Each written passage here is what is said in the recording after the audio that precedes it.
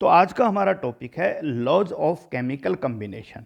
और laws laws का मतलब नियम, राइट। बहुत सारी चीज़ों के लाइफ में भी रूल्स होते हैं जिनको हम लोगों को फॉलो करना होता है।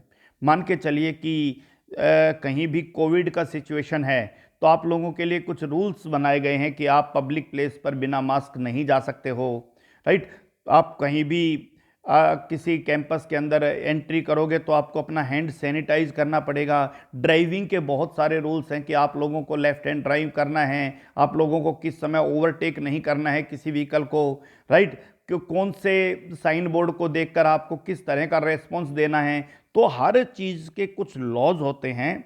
इसी तरीके से जब भी कोई केमिकल रिएक्शन टेक्स प्लेस होती है, मान लीजिए ये एक केमिकल रिएक्शन है जहां पर हाइड्रोजन और ऑक्सीजन दो गैसेस मिलकर और आपका वाटर का फॉर्मेशन करते हैं H2O। तो ये केमिकल रिएक्शन या कोई भी केमिकल चेंज बहुत सारे लॉज को ओबे करता है।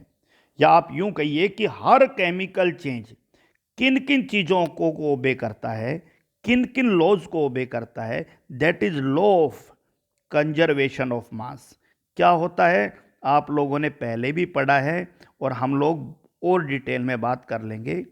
लॉ ऑफ कंजर्वेशन ऑफ मास को हर केमिकल रिएक्शन ओबे करती है, राइट। कुछ चीज़ों के प्रपोर्शन से रिलेटेड लॉ हैं। प्रपोर्शन, रेशियो एंड प्रपोर्शन आप लोगों ने बहुत सुना है, नहीं सुना तो अगले आधे घंटे एक घंटे में हम लोग बात कर लेंगे। सो लॉज ऑफ डेफिनिट प्रपोर्शन, यानी किस चीज़ के प्रपोर्शन को डेफिनेट कहा गया है हम लोग बात करेंगे। लॉज ऑफ मल्टीपल प्रपोर्शन, किसके मल्टीपल के प्रपोर्शन को डेफिनेट कहा है उसके बारे में बात करेंगे, right. Laws of reciprocal proportion, तो प्रपोर्शन से रिलेटेड ये तीन लॉज हैं जिनके ऊपर आप बात करोगे। और एक लॉ आप पढ़ोगे combining gases, laws of combined gases, या आप इसको प्रॉपर नाम दो तो that is Gay Lussac's law of combining volume of gases, right. One by one हम इन सब चीज़ों के बारे में बात करेंगे। कुछ का नाम आप लोगों ने पढ़ा भी है, राइट, और आपकी प्रीवियस नॉलेज भी है उन चीज़ों के बारे में। चलिए कहानी शुरू करते हैं लॉ ऑफ कंजर्वेशन ऑफ मास को लेकर। लेकिन आप समझ लीजिए कि कोई भी केमिकल रिएक्शन अगर टेक्स प्लेस हो रही है तो वो इन सभी लॉज को ओबे करेगी, इनमें से किसी भी लॉ को वायलेट नहीं करेगी, तोड़ेगी नहीं, right. So the first law जिसके बारे में आप लोग अपनी लोअर क्लासेस से भी पढ़कर आए हो, that is law of conservation of mass.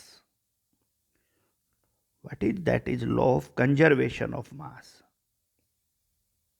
और law of conservation of mass क्या कहता है कि किसी भी केमिकल रिएक्शन में in any chemical change, mass of the reactant is equal to mass of the product। किसी भी केमिकल चेंज के अंदर जब भी कोई केमिकल रिएक्शन हो रही हो, जब भी पुराने रिएक्टेंट टूट के कोई नया प्रोडक्ट बना रहे हों, ऐसी स्थिति के अंदर रिएक्टेंट का जो मास है, जो जो चीज़ें रिएक्ट करती हैं उनका मास हमेशा इक्वल होता है किसके मास के, प्रोडक्ट के मास के। Mass of reactant is equal to mass of product.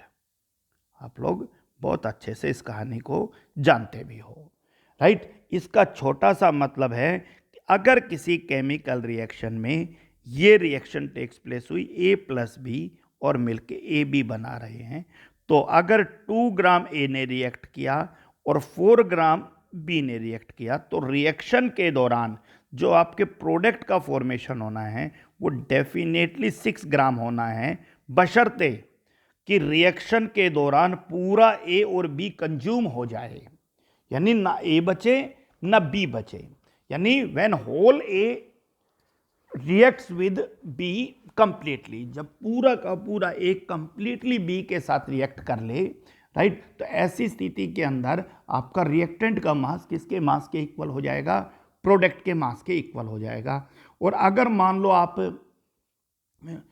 B को बहुत ज़्यादा ले लेते तो कुछ बी हो सकता है बच जाता, तो फिर आपको ए बी प्लस बी लिखना पड़ता क्योंकि बी कुछ बचा हुआ है। क्लियर हो गया कि नहीं हो गया? बी का फॉर्मेशन नहीं हुआ। तो इस पूरी चीज़ को समझने के लिए ही आपको सारे लॉज समझने पड़ेंगे, तभी ये पॉइंट बहुत डिटेल में क्लियर हो पाएगा। लेकिन पहला बेसिक आइडिया कि law of conservation of mass, कि mass can neither be created nor be destroyed in any chemical change. किसी भी केमिकल चेंज में ना तो मास क्रिएट हो सकता है ना डेस्ट्रॉय हो सकता, वो हमेशा एक फॉर्म से दूसरे फॉर्म के अंदर चेंज होता रहता है। रिएक्टेंट का मास था, रिएक्शन हुआ और वो मास अब किस में चेंज हो गया? प्रोडक्ट के मास के अंदर। आप लोग अब अपना कॉपी पेन साथ रखिए, क्योंकि ये सभी लॉज जो हैं ये मैथमेटिकली न्यूमेरिकल्स से ही जस्टिफाई हो पाएंगे, और यहाँ से हम लोग न्यूमेरिकल पोर्शन आप लोगों का स्टार्ट भी कर रहे हैं।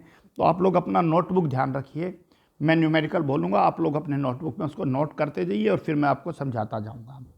What mass of sodium chloride would be decomposed by 9.8 gram of sulfuric acid? What mass of sodium chloride would be decomposed by sulfuric acid? That is sulfuric acid. Formula पता है, बहुत अच्छी बात है, नहीं भी पता है तो सीख जाओगे आप लोग। If 12 gram of sodium bisulphide, sodium hydrogen sulphide, if 12 gram of sodium bisulfite and 2.75 gram of hydrogen chloride were produced in a reaction. 2.75 gram of hydrogen chloride were produced in the reaction, right? Assuming that the law of conservation of mass is true, और ये assume करके चलना है कि law of conservation of mass जो है वो true है। क्वेश्चन दोबारा सुन लो। What mass of sodium chloride, what mass of sodium chloride, what mass of sodium chloride, yes you can name that X, would be decomposed by 9.8 gram of sulphuric acid, 9.8 gram of sulphuric acid. If 12 gram of sodium bisulphide, if 12 gram of sodium bisulfite and 2.7 gram of hydrogen chloride, 2.75 gram of hydrogen chloride were produced in a reaction, assuming that the law of conservation of mass is true. So you know it very well that according to law of conservation of mass, mass of reactant is equal to mass of product. So x plus 9.8 is equal to 12 plus 2.75. So you can calculate the value of x. The point is clear for you?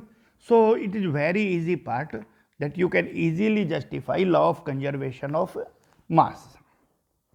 So let's check one more question.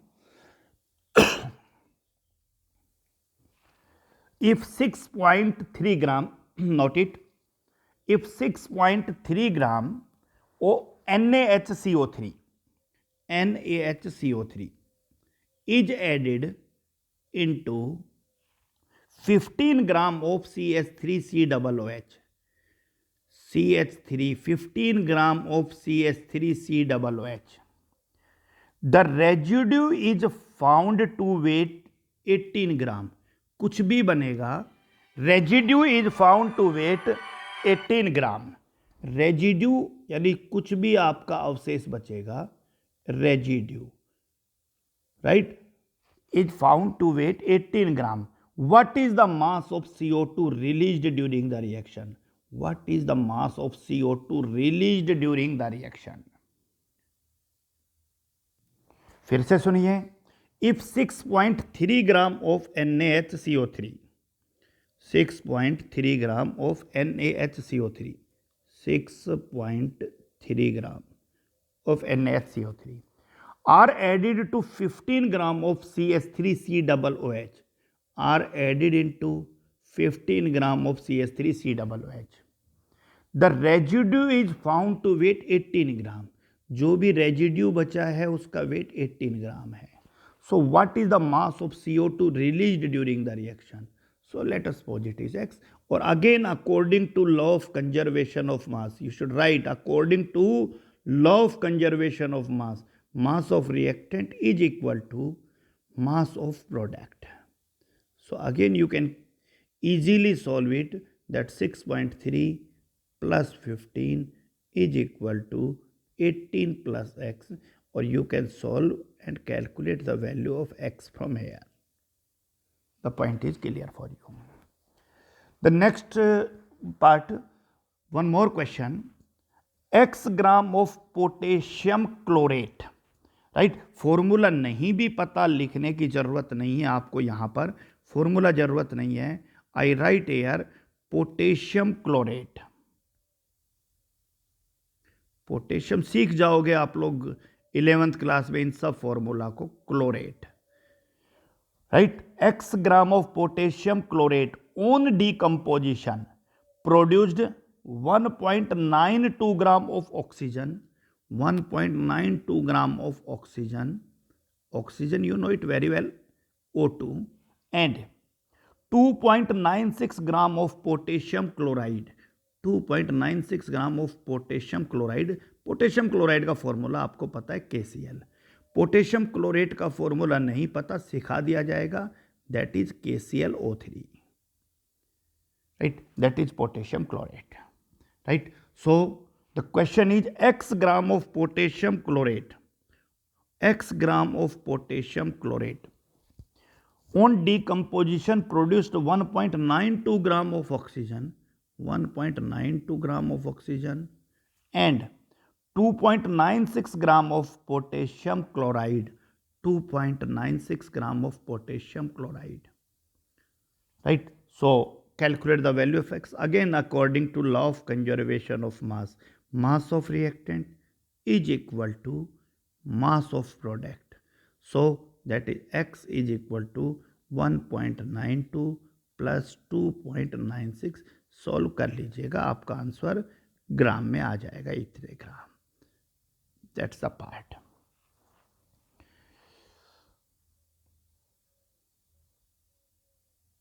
Okay, so let's check one more question. What amount of silver nitrate, silver nitrate, formula नहीं पता हो तो आप लोग direct silver nitrate ही लिख लीजिए.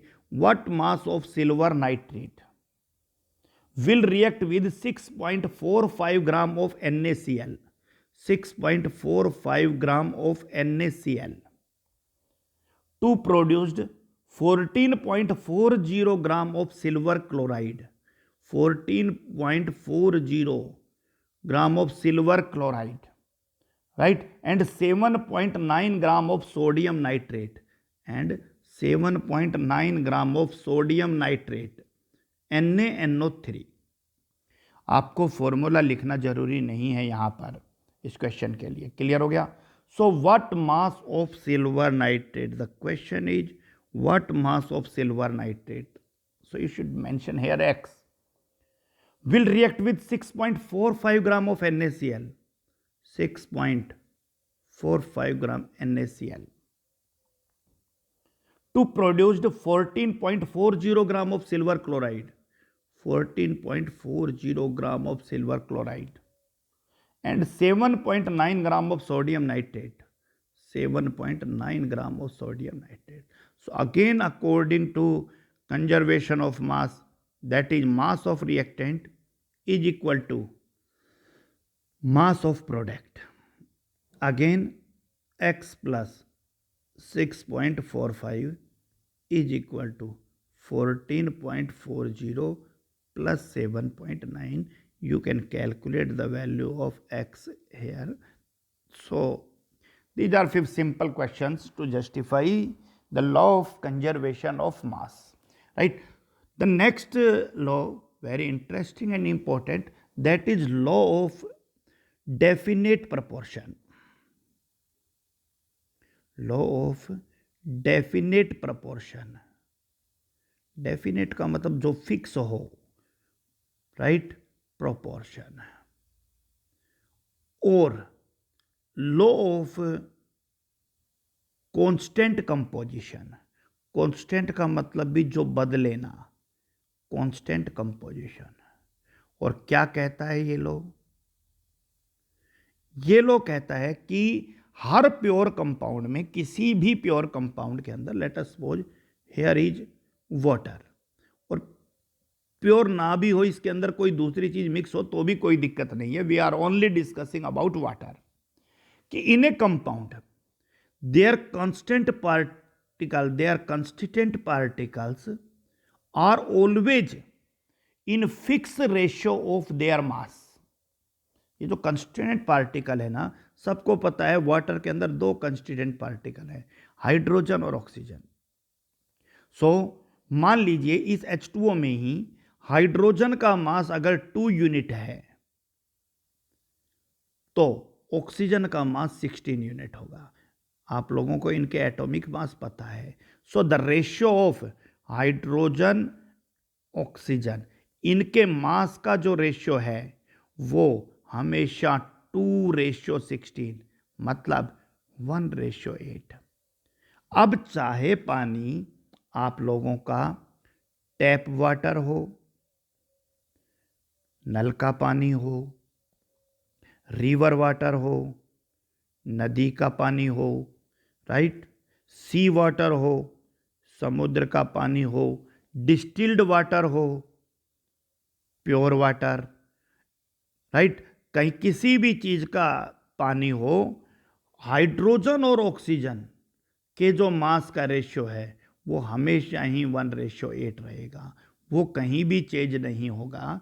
Hydrogen और oxygen के मास का रेशियो हर वाटर के अंदर आपका 1:8 ही रहेगा। This is law of definite proportion, right, और law of constant composition, right. इसी तरह देखिए CO2 में कार्बन और ऑक्सीजन के मास का रेशियो 12:32, मतलब 3:8।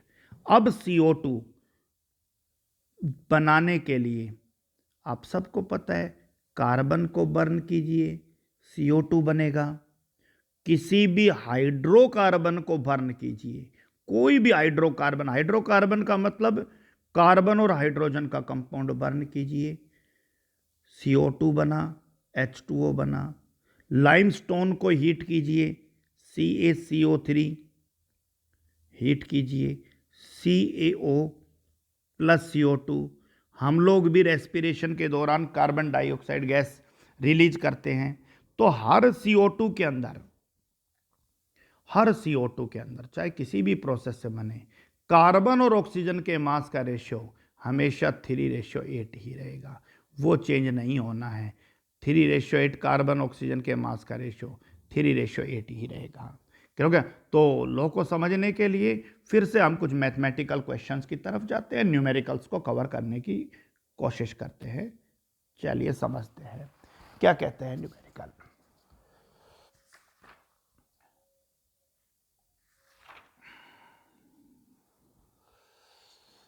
There are few compounds, carbon combine with hydrogen to form few compounds, right? Okay, very sorry for this. We are going to check the numericals related to law of definite proportion. Okay, so note the question. A silver wire of 0.5 gram, a silver wire of 0.5 gram, right, silver wire of 0.5 gram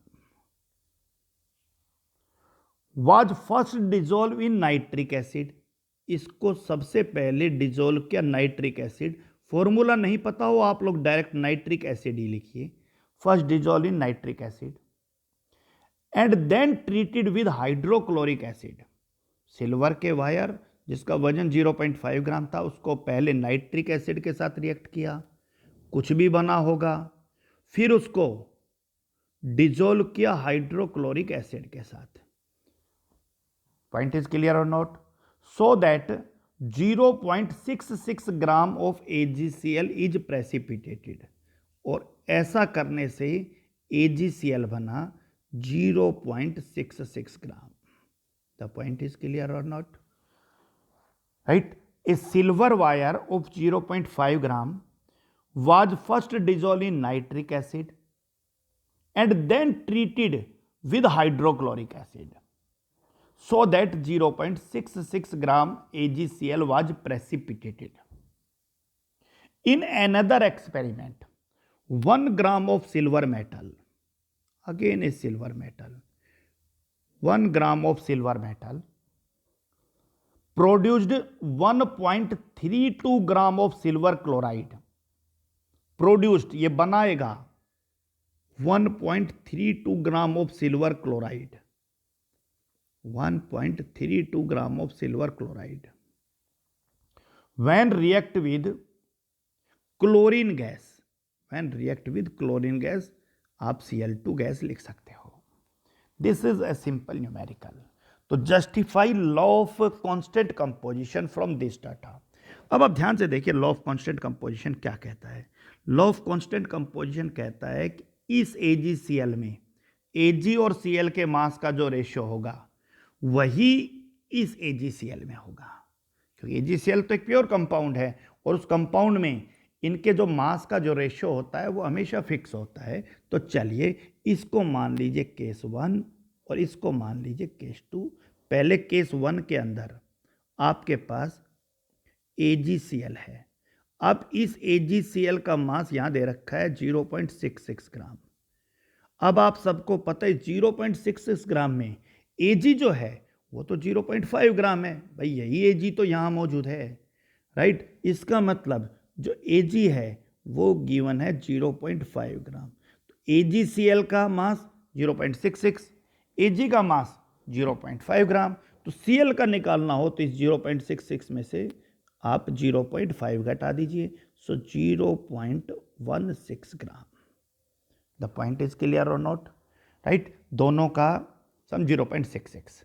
अब यहां देखिए Ag और Cl के मास का ratio कितना है।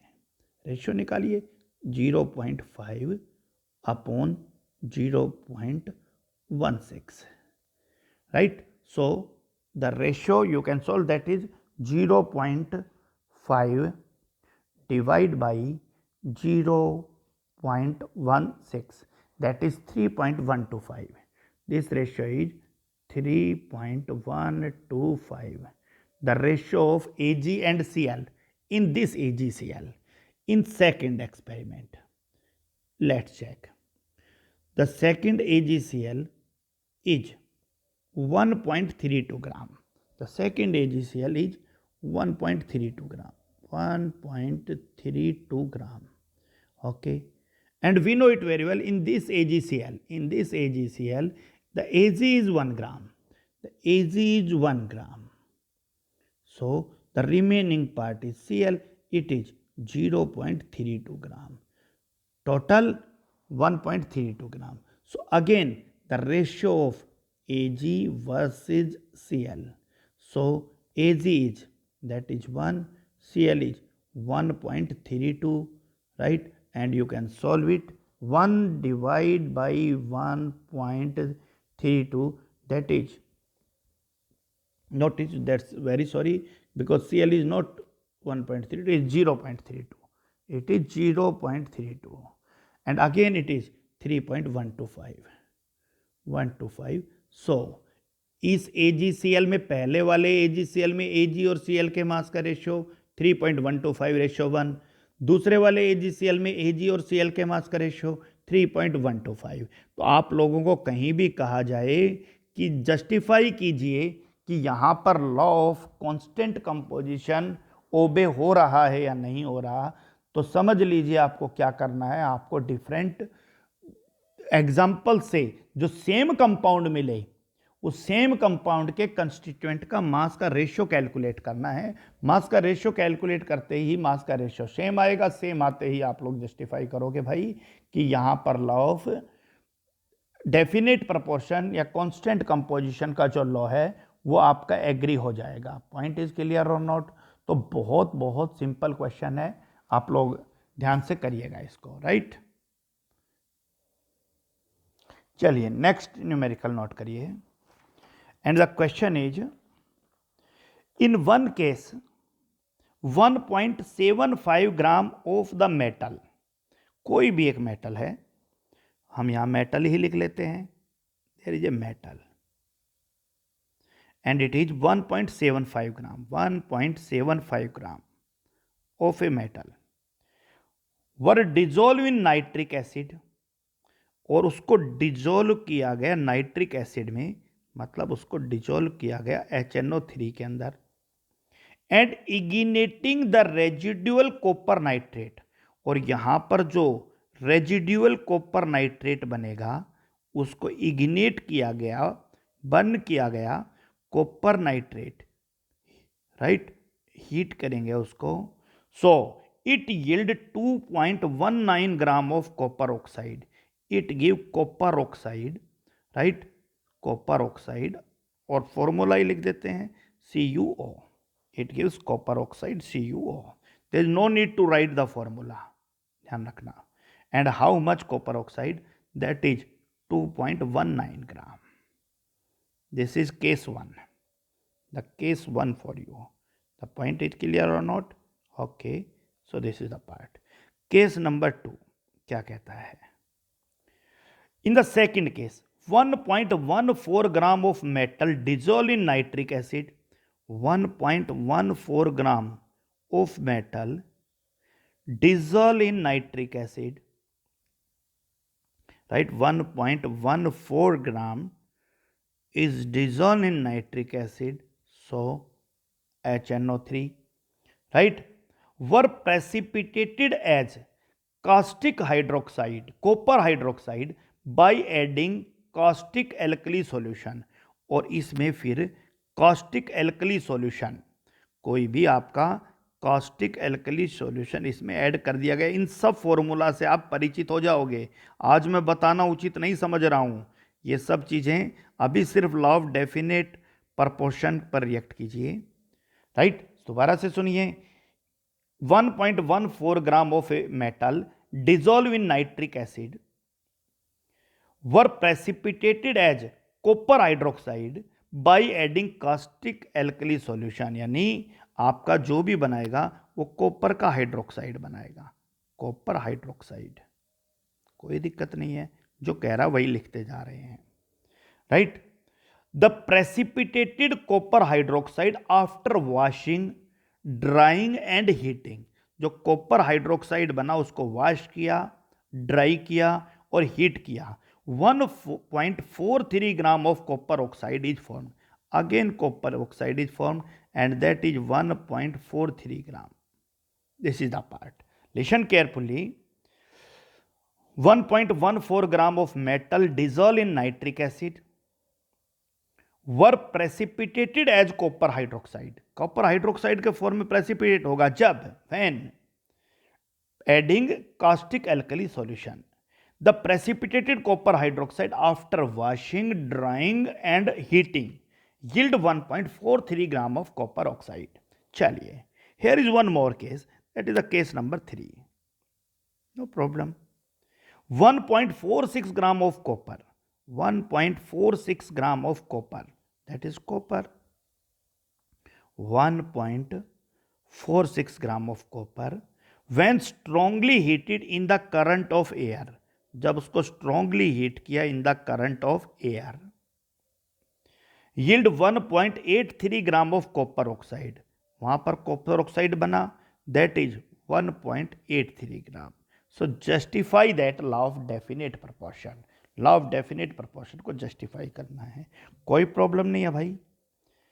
पहले copper oxide में कॉपर और ऑक्सीजन के मास का रेशियो देखो, कॉपर ऑक्साइड का मास पता है, कॉपर का भी मास पता है, ऑक्सीजन का निकल जाएगा, रेशियो निकाल लेना। दूसरे कॉपर ऑक्साइड में कॉपर और ऑक्सीजन के मास का रेशियो देखो, कॉपर ऑक्साइड में कॉपर ऑक्साइड पता है, कॉपर पता है, ऑक्सीजन पता चल जाएगा। और तीसरे कॉपर ऑक्साइड में भी कॉपर और ऑक्सीजन के मास का रेशियो निकालो। So in first case the part is CuO, the CuO is the copper oxide is 2.19 gram and here the copper is 1.75 gram. So the remaining part कैसे निकलेगा भाई? 1.75 में से सब्ट्रैक्ट 1.75 को सब्ट्रैक्ट कर दीजिए किस में से? 2.19 minus 1.75, so that is 0.44 gram.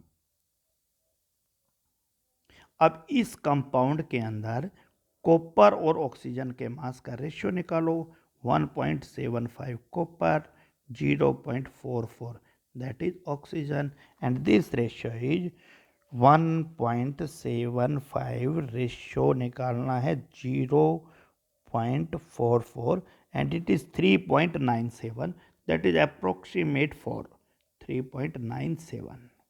This is your part.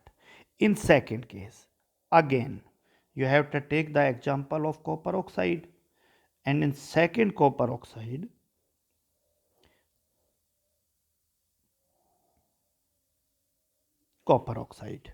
what are the given? 1.43 gram of copper oxide. 1.43 gram of copper oxide. Here the copper is 1.14 gram. 1.14 gram copper. So the remaining part is, that is oxygen, it is 0.29 gram. That is 0.29 gram. So the ratio of copper and oxygen in this copper oxide, again check, that is 1.14 ratio 0.29. The point is clear.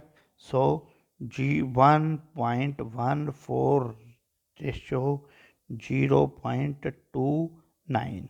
Again it is 3.93. Ratio is again 3.93, which is mathematically equal to, क्योंकि आप लोग शुरू के topic में पढ़ के आए हो कि लास्ट डिजिट हमेशा अनसर्टेन डिजिट होती है, तो उसके एरर्स को आप कंसीडर नहीं करोगे. In the third case, again the copper oxide CuO, right, and the total copper oxide is 1.83 gram. In 1.83 gram, the copper is 1.46, so the remaining is oxygen. So 1.83 subtract करिएगा 1.46, so that is 0.37. अब क्या करना है?